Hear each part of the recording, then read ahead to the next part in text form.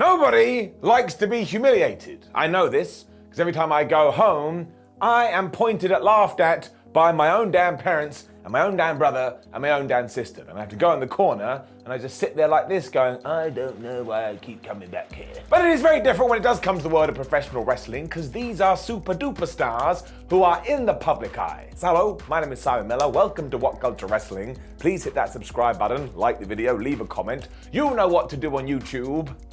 This is indeed 10 wrestling icons who got humiliated. On camera, no less. Forgot to say that. On the damn camera. Number 10, The Elite. So of course this is the event that sparked this list off to begin with, and unless you've been living under the Rock, or you are the Rock, because he's so busy he probably hasn't heard about it yet, after All Out 2022 in All Elite Wrestling, we had a press conference and CM Punk sat there. Man, he told us every single thing that was on his mind. He didn't hold back. His major grievances, though, were against the EVPs of the company, or Kenny Omega, Matt Jackson, and Nick Jackson, also known as the Young Bucks, together known as the Elite. And look, I'm not going to get into who was right and who was wrong. I've said it once, I'll say it twice, I'll say it thrice. I am just going to focus on the fact that they are human beings, and they do have real thoughts and feelings. But put it like this. If you were these three dudes, and you were just sat backstage playing Nintendo, and all of a sudden you heard this, especially when you don't think you've done anything bad in the first place, well, you're gonna feel a little bit funny deep down in your tum-tum. As of me talking to, everybody involved in this has been suspended, and I'm just gonna level with you, it has been totally exhausting. So hopefully now we can just tie it in a box, put it over here, and start focusing on the wrestling shows.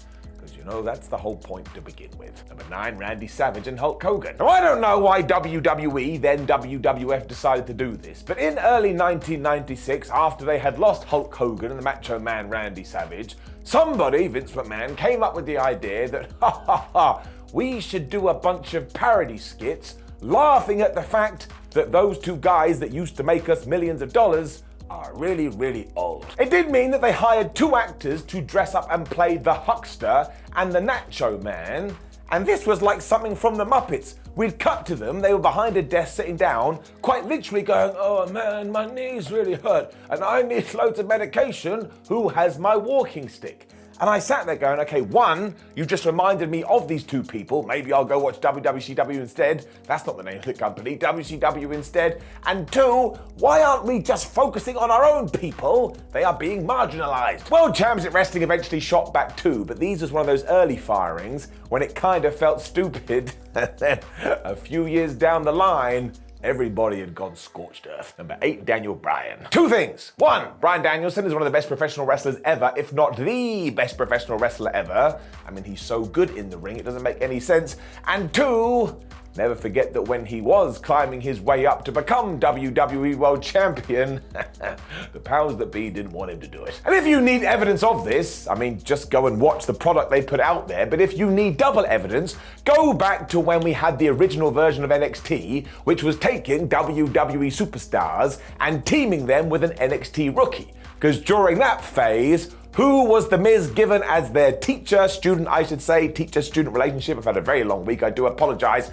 The point is, it was Daniel Bryan. And this was so obviously an inside joke, because they were saying that The Miz was a better wrestler than the American Dragon. And look, I like The Miz, but that's just not true. Also, when Bryan would come down to the ring, Michael Cole was told, we want you to point to him, we want you to laugh, and we want you to call him a nerd over and over and over again. I mean, it was just so in your face, it was ridiculous. And there were other rumors too, because apparently after Chris Jericho had wrestled old Dan on NXT, he went to Vince McMahon and said, that's your guy, you gotta push him to the moon. And McMahon's response was, but he doesn't even eat meat, he's a vegan. And for the last 10 years, I've tried to be figured that one out. And I don't know what the hell he's talking about, because no matter what you shove down your throat, you're still able to be a good wrestler. Number 7, Rey Mysterio. Now this one was more specific humiliation, because if you know anything about luchador wrestling, the mask is such an important part of it, to the point, if you ever do take it off without permission, they will stare at you like you are utter scum. It's why Rey Mysterio has kept his hood on for the entirety of his WWE programming. And while WWE have tried to make fun of him in their own specific way, we actually talking about WCW. Because they couldn't help themselves at all and eventually did book themselves into a mask match when Rey was taking on Kevin Nash. Now, nobody in their right mind wanted Mysterio to lose this. Everybody wanted Mysterio to win, but you know how it worked in World Championship Wrestling. Kevin had decided, no man, we've got to be able to see his face, and the whole thing was just a big shebang. I mean, just look at it this way. For the last 15 years, WWE have been searching desperately to find a wrestler that was able to replace Rey Mysterio. And do you know why they haven't been able to? Because he is a once-in-a-generation talent, and he can just do things like nobody else can do. Also, he changed the damn industry by doing all his flippy-dippy-whippy stuff. I mean, if you came in here right now, firstly, I'd question how you did get in, but also said to me, I think Rey is the best wrestler ever, I wouldn't argue with you. What he has done is frankly ridiculous, and he's like 47 years old now, and he's still really, really good. Number 6, Ric Flair. Now, never go back and watch WCW from this era because it will just make you a sad panda. But on one particular episode of Nitro, Ric Flair did come to the ring and he said, Vince Russo, I think you're a piece of trash and I don't like you. Now, while this was done for the storyline, what it was setting up was Ric Flair being involved in a hair versus hair match later on, and because his whole family was at ringside, WCW decided to book it that Flair lost, and then everybody shaved his head, as us longtime fans looked on going, I really don't think they understand what they got here. Russo was doing the shaving along with David Flair, who had turned heel on his dad. And seriously, there's like a 3-year period in WCW where I swear the number one rule was make Rick look as stupid as you possibly can. No wonder he lost all his confidence. Number 5, Jim Ross. Now, Jim Ross has come out on his own podcast recently and said that Vince McMahon enjoyed firing him.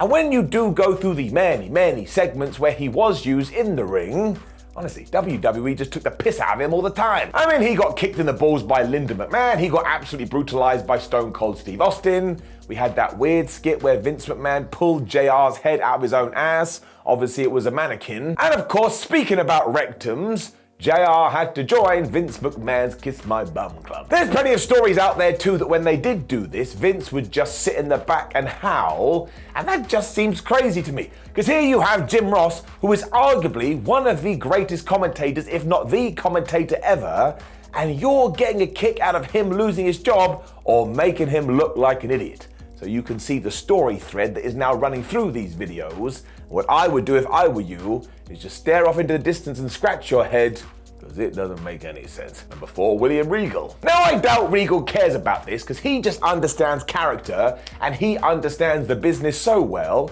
that if you want him to send himself up, he'll just shrug his shoulders and go, okay, I'll do it. I mean, he once drunk a cup of tea with urine in it. Even with that said though, did he ever need to join Vince McMahon's Kiss My Ass Club? No, he didn't. No, he didn't at all. Especially because there was no nonsense with old Will. He was just told, get on your knees and kiss the boss's bum. So he did it, and there was no run-ins or interference. I suppose the only way Vince McMahon got away with this is because he has an edict of, well, I wouldn't ask you to do anything that I wouldn't do myself. And soon after this, McMahon had his face plunged into Rikishi's ass. And yes, of course, I really do regret saying plunge. And while we could just go through everybody that had to join the Vince McMahon Kiss My Ass Club, William Regal just feels a bit worse because, you know, fellow Brit didn't need to happen. Number 3, Roman Reigns. When we use the power of hindsight, it is frankly criminal how WWE treated Roman Reigns before he was allowed to turn into the tribal chief, because that character is so damn good. The one before wasn't as good. What really sent the audience loopy though is what has now become known as the Tater Tots promo. I mean, I don't know who wrote this for Roman, but he must have read it and gone, man, this is it. This is the end of the line. And if you haven't seen it, I shall break it down for you as best as I can. Reigns was feuding with Sheamus, and to try and get under his skin, he compared the Irishman's testicle to this food. And if you just want to look around and say to yourself, suffering succotash, probably the best thing to do. It was also torturous to watch as Roman had been told when you say it, you got to smirk like, I got one over you. And seriously, let's never script anything like this again. No decent wrestling fan wants to hear about tater tots. Number 2, Triple H, Shawn Michaels, and Vince McMahon. On the April 24th, 2020 SmackDown, WWE decided we're going to send Triple H out there, we're going to send Shawn Michaels out there, and we're going to send Vince McMahon out there, and all 3 of these guys are going to insult the other one. Now, I don't actually think that this would have been as bad as it did turn out to be, but because it was in the middle of a lockdown, and because there was just silence in the auditorium, just felt really, really strange. Where it really does go nuts is when the boss does arrive, because he basically looks at these 2 and says, man, you were terrible wrestlers, you're terrible people, I'm disgusted that you ever walked into my company.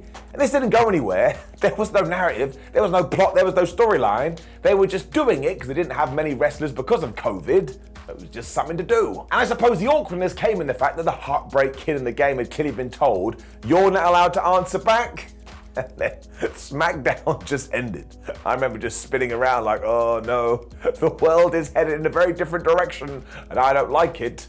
I'm glad to be back, kind of in normality. Number 1, Drew McIntyre. So if we are going to believe the rumor mill, after Clash at the Castle, when Drew McIntyre and Tyson Fury did a little bit of a sing-along, that wasn't meant to be broadcast on the pay-per-view premium live event, and somebody just forgot to cut the camera. Now in front of a live crowd it was quite nice, and I suppose everybody wants to see Tyson Fury sing. I mean, I would debate that, but it's not the time or place. And Drew was able to get a rendition of Don't Look Back in Anger in there by Oasis. But when you did take a step back from it, especially if you're watching on television and you don't have that atmosphere, you must be like, why did Drew just lose his opportunity to become the WWE champion and is now having a sing-song with the World Heavyweight Champion of the World ×7? There's also this awful bit where McIntyre was like, hey Tyson, do you want to see Sweet Caroline? And Tyson was like, no, I don't want to do it. And he just left the ring. And I suppose saying humiliate may be taking it a little bit too far. But did it make me want the ground to swallow me up? Yes, it did. And that was never going to happen because I was in the Principality Stadium. That was definitely a concrete floor. Know of any other wrestlers who were humiliated live on television? Make sure you let us know in the comments below, and don't forget to like the video, share the video, and subscribe. Then head over to whatculture.com where you can read yourself some articles. Make sure you come follow us on social media at WhatCultureWWE or Simon316. Trust me, I've made a lot of them. We have other videos. They need to be watched. My name is Simon for What Culture. Remember, if you ever do get humiliated, it doesn't matter. That's what life is all about. Kinda, not really. Take care. See you soon.